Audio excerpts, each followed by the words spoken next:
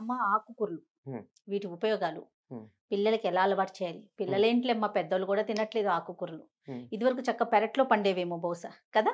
కొన్ని. మీరు అట్లా తీసుకునేవారమ్మా? ఆ! పొలాల్లో, పెరట్లో కొనుక్కునే పరిస్థితి ఉండేదమ్మా మీకు?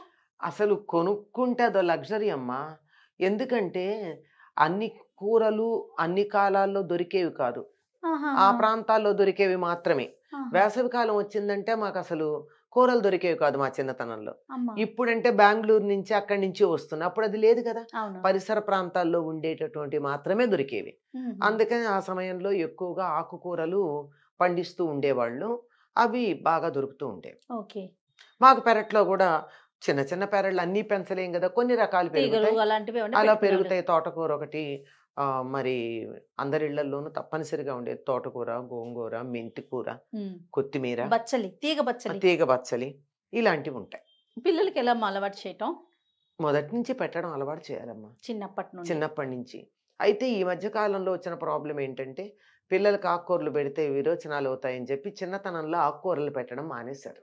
హుహుహు. దానివల్ల వాళ్ళకి అలవాటు పోయింది. ఓకే. రుచి అన్నది అలవాటు మీదే ఉంటుంది అని శాస్త్రవేత్తలు పరిశోధనల్లో చెప్పినటువంటి మాట. ఓకే. మనం చిన్నతనం నుంచి నాలుకకి దేన్ని అలవాటు చేస్తే ఆ రుచే ఇష్టపడతారట పిల్లలు. ఓహో! అలవాటు లేని రుచి ఉండదు. ఆ! అంచేత పైగా పిల్లలకున్న గుణం ఏమిటంటే కొత్త పదార్థం రుచి చూడడానికి ఇష్టపడరు. అవునమ్మా. ఎందుకని? మనకు కూడా అంతే కొత్తదనం మీద ఇష్టం ఉండదు. ఆ! లేదమ్మా. అది కొంతమందికి బలవంతం చేసి కొత్తది టేస్ట్ చేయాలనిపిస్తది. అంటే కొంత వయసొచ్చాక. ఆహా! చిన్నతనంలో గాదు. ఓకే. ఓకే. ఆ! చిన్నతనంలో ఇప్పుడు కథలు గూడా తెలిసిన కథ వినడానికి ఇష్టపడ్డట్టుగా కొత్త కథలకి ఇష్టపడరు. ఆ! అదే కథ చెప్పు, ఆ కథ చెప్పు అని పాత కథలు అడుగుతారు. అవును. అంటే దాని మీద అలవాటు పడుతూ ఉంటారు వాళ్ళు. అట్లాగే రుచికి కూడా అలవాటైనప్పుడు మొదటిసారి రుచి అలవాటు చేసేటప్పుడు కొద్దిగా పెట్టి భయపెట్టకుండా తినకపోతే మంచిది కాదు. ఇది తింటే అదొస్తుంది. అది తింటే ఇదొస్తుంది అని వాళ్ళకి లెక్చర్స్ ఇవ్వద్దండి. లెక్చర్స్ ఇస్తే వాళ్ళకి విసుగు. హ్మ్. పిల్లలు విసుగు. పెద్దవాళ్ళకే విసుగు. ఇంక పిల్లలకుండదా? అంచేత వాళ్ళకేం జెప్పాలి? ఇది వెరైటీ చూడు. వెరైటీగా ఉంటుంది. లేపోతే వద్దు నాన్న తినొద్దు. బాలేపోతే వద్దు అని జెప్పాలి. ఓకే. అట్లా చెప్పి నెమ్మదిగా ఒకసారి అలవాటు చేశాక, ఆ! బానే ఉంది అన్నప్పుడు అలవాటు చేయాలి. ఇట్లా ఒక్కొక్కటి, ఒక్కొక్కటి నెమ్మదిగా అలవాటు చేయాలమ్మ. ఓకే. బలవర్ధకమైన ఆకుకూరలంటే ఏంటమ్మా? అమ్మ వీటిలో ఆకుకూరలన్నీ అన్నీనా? మంచివేనమ్మా. ఆ! బాగా శరీరానికి మంచి బలమిచ్చేది బచ్చల కూరని చెప్తారు. ఆహా! ఒక్కొక్కసారి బచ్చల కూర తింటే అరగని పరిస్థితి కూడా ఉంటుంది. అంత బలంగా ఉంటుందది. అవునమ్మా! హ్మ్. ఓకే. చాలా బలం బచ్చల ఆహా! కూర. ఆ! దాంట్లో చాలా పోషక విలువలున్నాయని చెప్తారు. రెగ్యులర్‌గా బచ్చల కూర తినేటటువంటి వాళ్ళకంటే వారానికి 2 రోజులకో వారానికి 2 సార్లో, 3 సార్లో తినే వాళ్ళున్నట్టయితే మలేరియా వల్ల వచ్చినటువంటి ప్రాబ్లమ్స్ అన్నీ పోతాయట. ఇప్పుడు మలేరియా కొంతకాలం వచ్చి అమ్మ తగ్గుతుంది. అవును. అవును. ఆ! చెప్పండి. ఆ! తగ్గిన తర్వాత దాని ఆఫ్టర్ ఎఫెక్ట్స్ ఉంటాయి కొన్ని. అవునవును. అలాంటివన్నీ పోతాయట. 2 రకాలుంటుంది కదా బచ్చలి? 3 రకాలుంటుంది. ఓహ్! ఓకే. కుదురు బచ్చలి, లేక ఆ! మట్టు బచ్చలి. మట్టు బచ్చలంటే ఎట్లా ఉంటుందది? కుదురు, మట్టు ఒకటే. ఆహా! అది నేల మొక్కలాగా ఆ! ఉంటుంది. ఆ! ఆ! అది మొక్కలాగా ఉంటే అయిందంటే ఒకసారి మనం దాని కొమ్మలు ఇలా తీసేసిన తర్వాత మళ్ళీ గుబురుగా వస్తుంది. ఓకే. అది తొందరగా పోతుంది కూడా. అమ్మ. తీగ బచ్చలి. హ్మ్. తీగ బచ్చలి లావు కాడలుండి పైకి పాకుతుంది. అమ్మ. ఈ తీగ బచ్చల్లో కూడా మళ్ళీ వెరైటీలున్నాయి. వెడల్పాకుండి హ్మ్. చాలా మందంగా ఆకుండేటటువంటిది ఒకటి. అట్లా కాకుండా పల్చగా తమలపాకుల్లాగా తమలపాకంటే ఈ ఆకారం హ్మ్. అనమాట. హ్మ్. ఇలా హ్మ్. సన్నగా ఇలా వచ్చి, ఓకే. ఓకే. ఇలా ఉండేటటువంటి ఆకులు పల్చగా ఉండేదొకటి. ఆ! ఇది 2 రకాలు. ఈ 2 రకాలే కాకుండా ఇలా ఆకులుండే దాంట్లో ఎర్ర కాడ ఉండేదొకటి. ఎర్ర బచ్చలి. ఓహో! ఇవన్నీ కూడా మంచివే. అన్నీ మంచివే. అందులో రంగు ఉండేటటువంటిదైతే ఇంకా మంచిది. ఆహా! ఈ క్యాన్సర్ కణాలు పోగొట్టేటటువంటి వాటికి రంగులవసరం.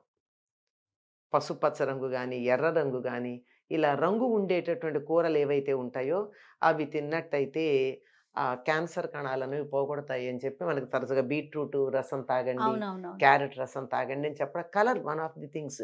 ఓహ్! ఆహ్, గుమ్మడికాయ తినండి. గుమ్మడికాయ పచ్చగా ఉంటుంది. హ్మ్. హ్మ్. ఇప్పుడు మీకు అరటికాయ, బంగాళదుంప, వంకాయ వీటికి రంగులేముండవు. అవును. వంకాయకైతే పైనేదో కొంచెం రంగుంటుంది గానీ, లోపలేముండదు. లోపలేం రంగుండదు. అందులో తెల్ల వంకాయలకి అస్సలుండదు. అవునవును. సగం కూరలకు అది ఉండనే ఉండదు. అవును. కనుక కొన్ని గ్రీన్ ఉంటాయి.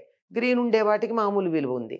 ఈ ఎరుపు, పసుపు, నారింజ రంగు ఉండేటటువంటి కూరలేవైతే ఉన్నాయో అవి క్యాన్సర్‌ని రాకుండా నివారిస్తాయి. నివారించగలిగిన లక్షణాలు ఉన్నాయన్నమాట. ఓకే. అంచేత ఎర్ర బచ్చలి కూడా, ఆహా!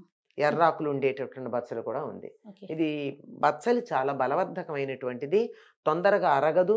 కొంచెమే తినాలని చెప్తారు. ఓకే. బచ్చలతో పాటు ఇంకేముంటుంది? ఇంకా అన్ని ఆకుకూరలు ఉన్నాయమ్మా. ఇప్పుడు పొన్నగంటి కూర తింటే మనకి కంటికి కంటికి మంచిదని. మంచిది అంటే పొన్ను అంటే బంగారం. పొన్నె కంటి అంటే బంగారం లాంటి కంటి చూపిచ్చేదని అర్థం. ఓహ్! ఆహా! Full of vitamin A. Okay. ఒకప్పుడు ఎప్పుడో ఈ పొన్నగంటాకు రసంతో బంగారం తయారు చేసే ప్రయత్నాలు చేశారట. అంత ఆహా! అంత మన శరీరానికి ఎంత బంగారం కావాలో ఆవు పాలల్లోనూ పొన్నగంటి ఆకులోనే దొరుకుతాయి. ఇంకెక్కడా దొరకవు.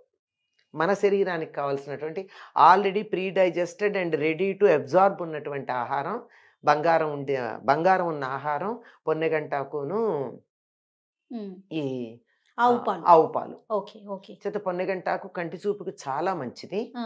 తెలివితేటలు కూడా పెరుగుతాయి. ఆ! అలాగే పాలకూర లాంటివి తిన్నట్టయితే విటమిన్ ఏ అండ్ సి ఎక్కువగా ఉంటుంది పాలకూరలో. ఆహా! ఓకే. బాలింతలకు కూడా పాలకూర పెడితే పాలు బాగా పడతాయని చెప్తారు. ఆ అవునమ్మా. పేరులోనే పాల శబ్దం ఉంది. అంతే కదా! అంతే పాలకూర. కదా. ఇంకా మనకి రెగ్యులర్‌గా కనిపించే తోటకూర, గోంగూర. గోంగూర ఫుల్ ఆఫ్ ఐరన్. తోటకూర కూడా ఫుల్ ఆఫ్ ఐరన్. కావలసినంత సాధారణంగా భారతదేశంలో 100కి 50% మంది జనరల్‌గాను, 100కి 70% మంది ఆడవాళ్ళలోనూ ఉండేటటువంటి వ్యాధి రక్తహీనత. అవును.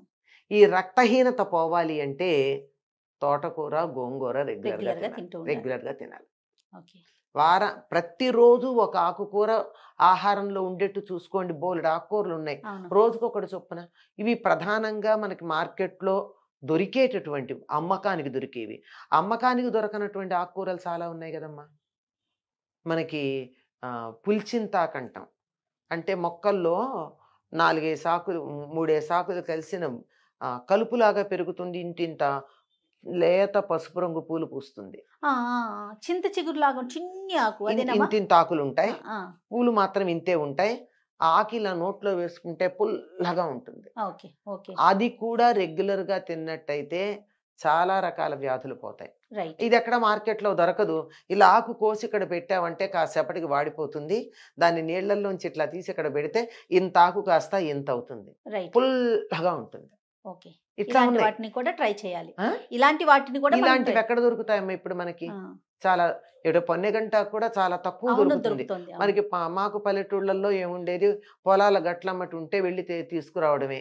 అవును. అయినా బాగా అందుబాటులో ఉంది గనక వాటి మీద విలువ కూడా లేదు. అంతే. అంతే. ఇన్ని రకాల ఆకుకూరలు కూడా ఏ ఆకుకూరైనా దేనికదే. చాలా విలువైంది. ఇప్పుడు చామ దుంపలు తింటాం. అవును. చామ ఆకు తినండి. ఆ! బోలెడు ఉపయోగం. అమ్మ.